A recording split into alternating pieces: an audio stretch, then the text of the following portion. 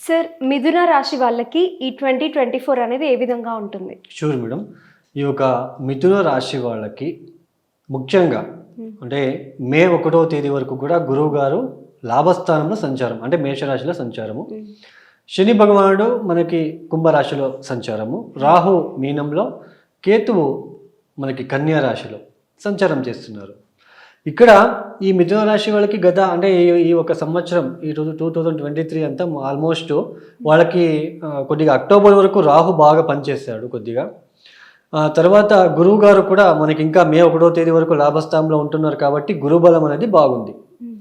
అయితే ఈ మిథున రాశి వాళ్ళకి చతుర్థానికి కేతు వచ్చేసాడు. నవమాధిపతి అయిన శని నవమస్థానంలోనే ఉంటున్నాడు. బట్ ఇక్కడ మిథున రాశి వాళ్ళకి నవమాధిపతి నవమస్థానంలో ఉండడము ఒక ప్లస్ పాయింట్. అంటే హైయర్ ఎడ్యుకేషన్ చేసే వాళ్ళకి, సో వీళ్ళందరికీ కూడా ఎడ్యుకేషన్ రీత్యా బాగుంటుంది. అందులోన మెడిసిన్ చదివే వాళ్ళకి, రీసెర్చ్ చేసే వాళ్ళకి, బ్యాంకింగ్ ప్రిపేర్ అవ్వాలనుకున్న వాళ్ళకి, సో వీళ్ళందరికీ కూడా బాగానే ఉంటుంది. బట్ ఇక్కడ చిన్న చిక్కు ఏంటి అంటే వీళ్ళు కనుక దశాభుక్తి బాగుంటే బ్యాంకింగ్లో అంటే ఉత్తీర్ణమైన అంటే పాస్ అవ్వడానికి అవకాశాలు ఉంటాయి. నేను ఎందుకు ఇలా చెప్తున్నాను అంటే కేతువు కన్యా రాశిలో ఉంటున్నాడు. కన్యా రాశికి బుధుడికి అంత పవర్ ఉంటుంది, మూల త్రికోణం. ఆయన ఇంట్లోనే కేతు రావడం అనేది ఆయన డల్ అయిపోతాడు.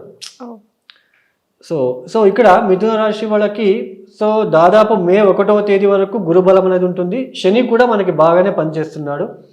బట్ దశమ స్థానంలో ఉంటున్న రాహు వలన ఉద్యోగంలో మనకి బాగానే కనిపించినప్పటికీ కూడా చుట్టుముట్టు చేసే అంటే పక్కన పనిచేసే కోవర్కర్స్ అని అంటాం కదా, సో వాళ్ళతో వీళ్ళకి ఇబ్బందులు వచ్చే సూచనలు ఉంటాయి. సో వాళ్ళు వీళ్ళ మీద ఏదైనా చెప్పడము ఇట్లాంటివి. బట్ మే 1వ తేదీ వరకు గురువు గారు దశమాధిపతి అయిన గురువు గారు లాభస్థానంలో ఉంటున్నారు కాబట్టి అవన్నీ వీళ్ళకి ఏమీ కనిపించదు. ఎప్పుడైతే మే 1వ తేదీ నుంచి గురువు గారు మేషం నుంచి వృషభానికి వచ్చేస్తారో అంటే వ్యయస్థానం అవుతుంది. అప్పటి నుంచి వీళ్ళకి ఉద్యోగంలో చాలా ఇబ్బందులు, కుటుంబంలో ఇబ్బందులు, ఇలాంటివన్నీ ఫేస్ చేస్తారు. ఇక్కడ నేను ముందుగానే చెప్పాను, గురువు గారికి ఎక్కడ దృష్టి ఉంటుంది? పంచమ, సప్తమ, నవమ దృష్టి ఉంటుంది. సో గురువు గారు వ్యయస్థానంలో సంచారం చేస్తున్నారు. అక్కడ మిథున రాశి వాళ్ళకి కూర్చొని పంచమ దృష్టితో చతుర్థ స్థానమైన అంటే రాశి నుంచి చతుర్థ స్థానం అవుతుంది. బట్ గురువు గారు కూర్చొని పంచమ దృష్టితో కన్యా రాశిని చూస్తున్నారు. సప్తమ దృష్టితో ఈ ఒక వృశ్చిక రాశిని చూస్తున్నారు. అంటే 6వ స్థానం అవుతుంది. ఈ వీళ్ళకి మిథున రాశి వాళ్ళకి 6వ స్థానం అవుతుంది. తర్వాత నవమ దృష్టితో ఆయన ఇక్కడ మకర రాశిని చూస్తున్నాడు. అయితే మిథున రాశి వాళ్ళకి ఏ స్థానం అవుతుంది? 8వ స్థానం అవుతుంది. అంటే ఇక్కడ గురువు అనేది కేంద్ర స్థానం, అంటే ఆయన దృష్టి కూడా సేమ్ ఉండి ఆయన వీళ్ళు రాశి నుంచి కూడా సేమ్ ఉంటే బాగుంటుంది. అంటే ఇప్పుడు రాశి నుంచి పంచమ స్థానము, ఇప్పుడు వృషభ రాశి వాళ్ళకి చెప్పాను, రాశిలో కూర్చొని పంచమ స్థానాన్ని చూస్తుంటాడు. కన్యా రాశినే పంచమ స్థానం అవుతుంది. ఆయన దృష్టి కూడా పంచమ స్థానం మీదే ఉంటుంది. సో ఇలా ఉన్నప్పుడు బాగుంటుంది. బట్ ఇక్కడ మిథున రాశి వాళ్ళకి అలా ఉండదు. పంచమ దృష్టితో చతుర్థాన్ని చూస్తాడు.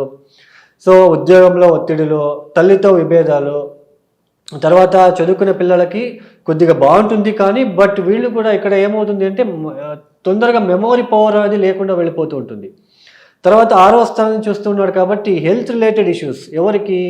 వీళ్ళ భార్య లేదా భర్తకు హెల్త్ రిలేటెడ్ ఇష్యూస్ రావడము, అప్పులు చేసుకోవాల్సిన ఒక విషయము, వ్యాపారంలో కొద్దిగా ఇబ్బందులు ఫేస్ చేయాల్సిన ఒక సిచ్యుయేషన్ రావడము, ఇట్లాంటివన్నీ. తర్వాత ఒక నవమ దృష్టితో మిథున రాశి నుంచి 8వ స్థానమైన మకర రాశిని చూస్తున్నాడు కాబట్టి సో ఆరోగ్యపరమైన సడన్గా ఇల్నెస్, వీళ్ళకి కూడా ఆరోగ్యపరమైన సడన్ ఇల్నెస్, హాస్పిటల్స్కి అంటే తరచు హాస్పిటల్స్కి వెళ్ళే అవకాశాలు కూడా వచ్చే ఆస్కారం ఇక్కడ కనిపిస్తూ ఉంటుంది. సో ఇలా ఉంటుంది వీళ్ళకి. గురువు గారు అంటే పూర్తిగా బలం అనేది తగ్గబోతుంది మిథున రాశి వాళ్ళకి. గురువు నుంచి బాగుండదు. అంటే అందుకే నేను చెప్పే పరిహారాన్ని ఖచ్చితంగా వీళ్ళు చేసుకుంటే బాగుంటుంది. తర్వాత మనకి శని బాగున్నాడు, మనకి ఇక్కడ మిగతా 3 గ్రహాలు ఫెయిల్ అయిపోతున్నాయి. బట్ ఇక్కడ దశమంలో రాహు ఎంత మంచి ఫలితాలు ఇవ్వాలనుకున్నప్పటికీ కూడా దశమాధిపతి వ్యయస్థానానికి వచ్చేసారు. ఉద్యోగ బదిలీలు, ఉద్యోగంలో ట్రాన్స్ఫర్లు, ఉద్యోగం వదిలేసి ఇంకొక ఉద్యోగానికి వెళ్ళి వెతుక్కోలేక ఉద్యోగం లేకుండా నష్టపోవడము, సో ఇటువంటివన్నీ కనిపించడానికి అవకాశాలు ఉంటాయి. మొత్తానికి మిథున రాశి వాళ్ళకి నవమ స్థానంలో ఉంటున్న శని వలన కొద్దిగా పాజిటివ్గా ఉంటుంది. మిగతా ఈ రాహు గురువు గారు చతుర్థ స్థానంలో ఉంటున్న కేతు వలన చిన్నపాటి ఇబ్బందులు, ఆరోగ్య సమస్యలు, అప్పులు, రుణ బాధలు, శత్రుత్వం, అనవసరమైన శత్రుత్వం, ఎవరితో? మిథున లగ్నంలో పుట్టిన భార్య భర్తలకి శత్రుత్వం అనేది రావడము, సడన్గా హాస్పిటల్కి వెళ్ళే అవకాశాలు, ఇట్లాంటివన్నీ కనిపిస్తూ ఉంటుంది ఈ ఒక సంవత్సరం.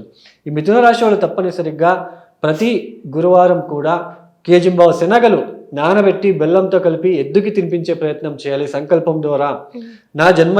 నా గోచారంలో ఉంటున్న ఈ ఒక గురుగ్రహ దోష తగ్గిపోవాలి, గురువు అభివృద్ధిలోకి రావాలి, గురుగ్రహ శాంతించాలని మొక్కుకొని ఎద్దుకి తినిపించాలి. గురువు పురుష గ్రహం అవుతుంది కాబట్టి ఎద్దుకి తినిపించాలి.